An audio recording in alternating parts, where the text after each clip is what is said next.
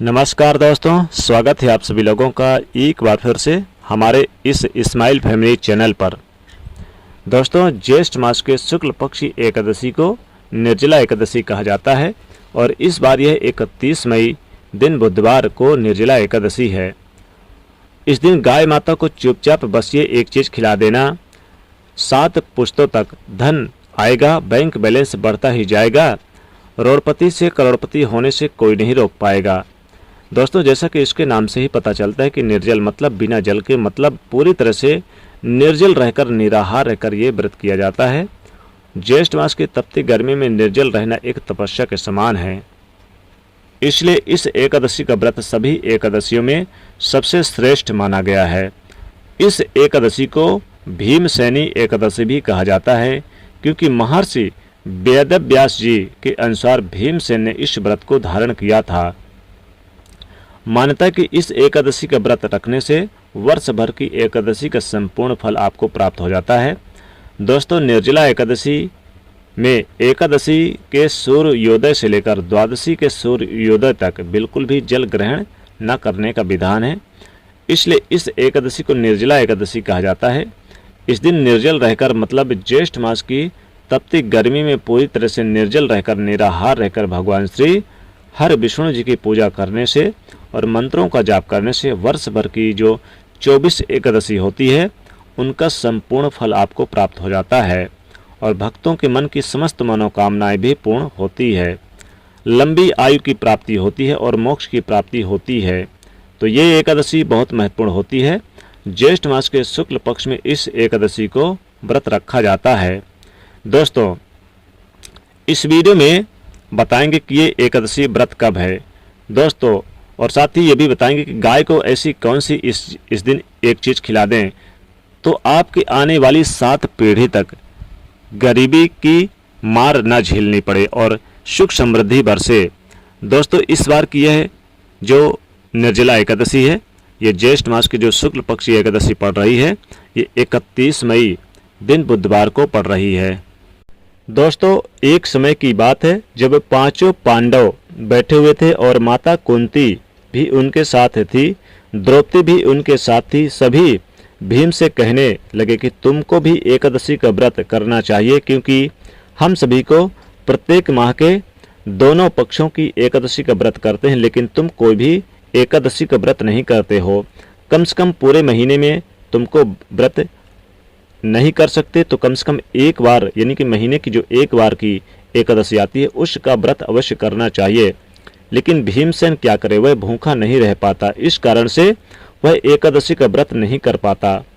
एक समय की बात है, महर्षि वेदव्यास जी का 5 पांडवों के निवास स्थान पर आगमन हुआ। 5 पांडव ने उनको प्रणाम किया तथा उनसे पूछा कि महाराज, आप सकुशल हैं, आप कैसे हैं, उनका हालचाल पूछा। उसके बाद भीमसेन ने वेदव्यास जी को प्रणाम किया। वेदव्यास जी को प्रणाम करके भीमसेन ने उनसे प्रश्न करते हुए कहते हैं कि गुरुवर, हे महाराज, ये सभी मुझसे कहते हैं कि मैं एकादशी का व्रत करूं, लेकिन मैं भूखा नहीं रह पाता, मैं भूख सहन नहीं कर पाता हूं, इस कारण से कोई भी एकादशी का व्रत नहीं कर पाता हूं। कृपा करके मेरे लिए कोई अति उत्तम ऐसा उपाय बताइए जिससे मैं संपूर्ण वर्ष की एकादशी का व्रत फल प्राप्त कर सकूं। महर्षि वेदव्यास जी ने कहा कि ज्येष्ठ मास के शुक्ल पक्ष निर्जला एकादशी का व्रत तुम करो। इस व्रत को करने से पूरे वर्ष में जो 24 एकादशी आती है उन सभी का पुण्य फल प्राप्त हो जाएगा। यानी कि पूरे वर्ष की जो एकादशी है अगर नहीं कर पाते हो और केवल ज्येष्ठ मास के शुक्ल पक्षी निर्जला एकादशी का व्रत कर लोगे तो तुम्हें संपूर्ण वर्ष की एकादशी का पुण्य फल प्राप्त हो जाएगा।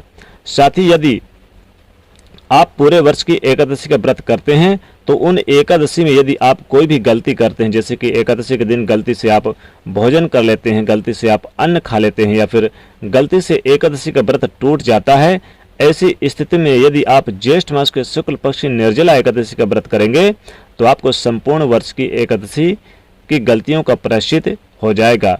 यानी जो भी दोष होगा, पाप होगा, वह सब समाप्त हो जाएगा और सभी एकादशियों का फल आपको प्राप्त हो जाएगा। भीमसेन ने वेदव्यास जी को प्रणाम किया और उनसे पूछा कि महाराज, आप कृपा करके मुझे इस एकादशी व्रत का किस प्रकार से करना है, कैसे करना है, ये संपूर्ण विधि मुझे बताइए। तब महर्षि वेदव्यास जी कहते हैं कि ये भीमसेन, तुम ज्येष्ठ माह की शुक्ल पक्षी एकादशी के सूर्योदय से लेकर द्वादशी के सूर्योदय तक निरंतर अन्न जल फल फलाहार ये कुछ भी त्याग कर देना। यानी कि इस एकादशी में जल बिल्कुल नहीं पीना और इस दिन बिना जल के निर्जल निराहार बिना फलाहार करके तुम इस व्रत का पालन करना तथा पूरे दिन संयमित रूप से एकादशी के दिन अधिक से अधिक जो है जल का दान करना, मीठा जल इस दिन दान करना और जल कलश का दान करना और अगले दिन द्वादशी तथा जब सूर्योदय हो जाए इसमें इस व्रत का पालन तुमको करना चाहिए। निर्जल एकादशी का यानी कि व्रत का जो पालन किया जाता है वह अगले दिन यानी कि किया जाता है तुलसी पत्र के माध्यम से किया जाता है, क्योंकि यह निर्जल व्रत है। यह व्रत खोलेंगे तो तुलसी और जल से ही खोलेंगे।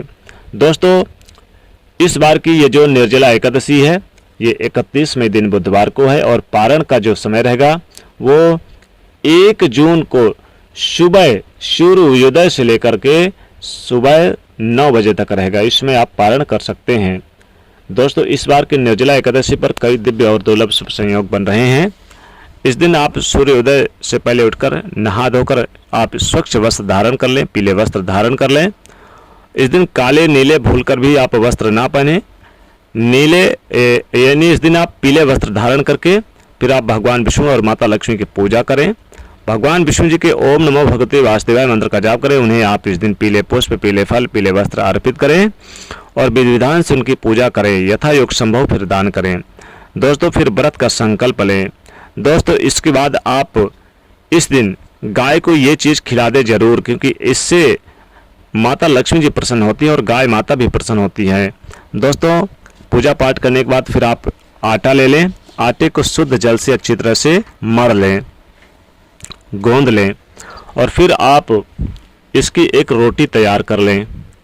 रोटी तैयार करने के बाद फिर आप इसे भगवान विष्णु और माता लक्ष्मी के पास वहीं पर रख दें एक पात्र में। और फिर आप भगवान विष्णु जी को जो इस दिन भोग लगाया है आपने, जैसे कि इस दिन आपने गुड़ घी का भोग लगाया है, थोड़ी सी मिश्री भी रख लें। तुलसी का पत्र जरूर भगवान विष्णु जी को अर्पित करें, क्योंकि बगैर तुलसी की पूजा पूरी नहीं मानी जाती है। तो तुलसी पत्र जरूर अर्पित करें। और फिर आप चाहें तो एक तुलसी का दल भी इस रोटी में रख लें।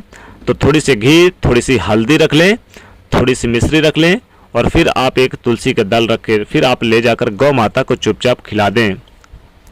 दोस्तों, गौ माता को खिलाते समय आप अपनी मनोकामना जरूर बोले, परिक्रमा करें और जो भी आपकी मनोकामना है, धन प्राप्ति के लिए मनोकामना है, नौकरी बिजनेस व्यापार के लिए मनोकामना है, सभी मनोकामनाओं की पूर्ति होगी।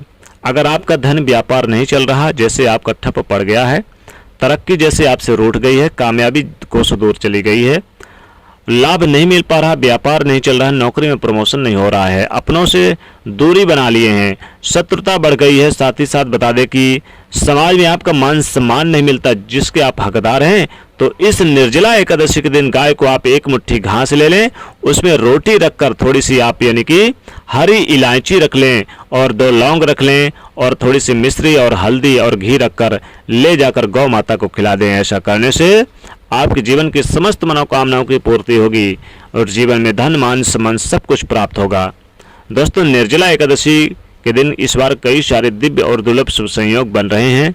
500 साल में ये पहली बार ऐसा अद्भुत शुभ संयोग आया है निर्जला एकादशी के दिन, जिससे कि अब गरीबों को भी चमक जाएगी किस्मत, बन जाएंगे अमीर। दोस्तों, बता दें कि इस बार निर्जला एकादशी के दिन सर्वार्थ सिद्धियोग, अमृत सिद्धियोग का निर्माण हो रहा है। एकादशी के दिन गाय को सबसे पहली रोटी जरूर खिलाना चाहिए। सबसे पहली रोटी खिलाने से भगवान विष्णु और माता लक्ष्मी जी अत्यंत प्रसन्न होती हैं, क्योंकि गाय में सभी देवी देवताओं का वास होता है। दोस्तों, हिंदू पुराणों की माने तो गाय को गौ माता कहा गया है। गाय बहुत ही पवित्र मानी गई है। गाय अगर एकादशी के दिन अपने द्वार पर आए आपके, तो निश्चित तौर पर इसे आप कुछ न कुछ जरूर खिलाएं, रोटी खिलाएं या फिर जो भी आपके घर में अन्न है उसे जरूर खिलाएं, लेकिन स्वच्छ और साफ सुथरा ही खाना खिलाएं। गाय में सभी देवी देवताओं का वास होता है। साथ ही दोस्तों, इस दिन गुड़, तिल और घी से बने लड्डू जरूर आप गाय को खिलाएं और इस दिन जल जरूर पिलाएं गाय को, क्योंकि दोस्तों इस दिन जल पिलाने से बहुत ही पुण्य की प्राप्ति होती है। दोस्तों, जीवन के जो अशुभ दोष हैं वो भी नष्ट हो जाते हैं। तो इस प्रकार से ये उपाय जरूर करें, बहुत ही लाभकारी और बहुत ही विशेष फलकारी उपाय है। दोस्तों जानकारी अच्छी लगी हो तो वीडियो को लाइक करिएगा, दोस्तों को शेयर करिए और चैनल को सब्सक्राइब कर लीजिएगा। जय माँ लक्ष्मी।